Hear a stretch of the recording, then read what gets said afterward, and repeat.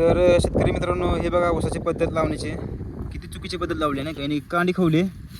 आता कांडी खवल्यामुळे याच्यामध्ये अंतर नाही राहिला रोपात. हे बघा किती अंतर राहिलं आहे. 6 इंच पण नाही, 4 इंचचं अंतर आहे फक्त त्यात. तर अशा अंतर ठेवण्यामुळे आहे ना रोपाची वाढ व्यवस्थित होत नाही. तर तुम्ही ना रोपामध्ये कमीत कमी 1.5 फुटाचं अंतर ठेवत जा आणि रोपाची लागवड किंवा कांडी लावत जाऊ नाही का 1.5 फुटाचं अंतर सोडून.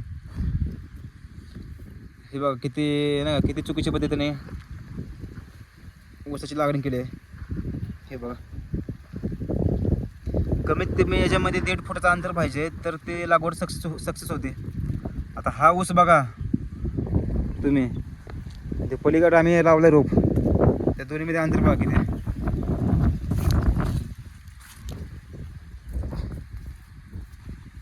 तर हे बघा दोन्हीमध्ये फरक. हे बघा त्या ऊसामध्ये आणि या ऊसात किती फरक आहे. याला किती आला फुटवा वगैरे ते बघा. ह्याच्यामध्ये किती अंतर आहे दोन्हीमध्ये. 1.5 फुटाचं अंतर आहे दोन्हीत. त्या रोपाची साईज बघा, वाढ बघा. हे बघा. तर यामध्ये असं झालं विषय, सस्यांनी नाही का रोपं खाल्लेत, त्याच्यामुळे नाही का रोपांची जरा नुकसान झालेलं आहे. बघा किती फुटवा फुटला आहे. त्या दोन्ही रोपांचं वय एकच आहे पण रोपांची वाढ वगैरे बघा तुम्ही किती आहे. कारण दोन्हीमध्ये अंतर बघा किती आहे, 1.5 फुटाचं अंतर आहे. त्यांनी कांडी लावली आणि यामध्ये लावले आम्ही यात रोप लावलं 86-032. तरी बघा किती फुटवा आला याला.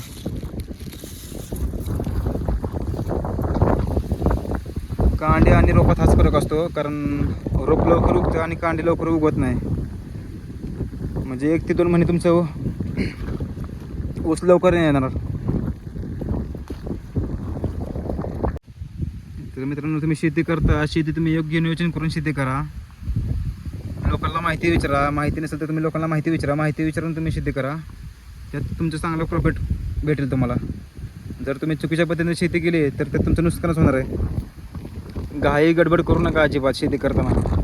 प्रॉपर नियोजन, प्रॉपर खते हे लोकांना विचारून, ज्याला माहिती त्याला विचारून तुम्ही शेती करा. हेच तुम्हाला सांगणं आहे माझं. एवढी दाट बेन पद्धत तुम्ही लावली तर झाडांना हवा येणार नाही. जर हवा नाही आली तर रोपांची वाढ, झाडांची वाढ होणार नाही. तर जरी तुम्हाला बेन पद्धत लावायचं असेल ना तर कमीत कमी रोपामध्ये 1.5 फुटाचं अंतर सोडून तुम्ही बेन लावा. तेव्हाच ते फुटवा वगैरे चांगला करतो आणि नाही का वजन वगैरे चांगलं भरतं ऊसाचं. आता ही पद्धत पूर्णपणे चुकीची पद्धत आहे. ही बघा शेतकरी आहे भावकांचन. हे बघा भावकांचन.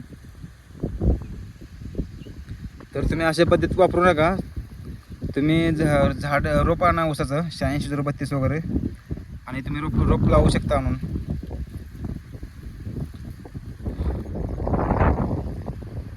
तर शेतकरी मित्रांनो, तुम्ही ऊस बेन लावण्यापेक्षा तुम्ही ऊस रोपाची लागवड करा. कारण रोपाची लागवडीच ही सक्सेस होते चांगली आणि वजन भरतं.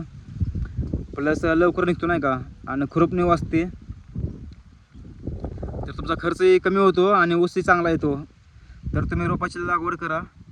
बेन पद्धत तुम्ही लावू नका. कारण बाकी चुकीची बेन पद्धत लावली. हे बघा.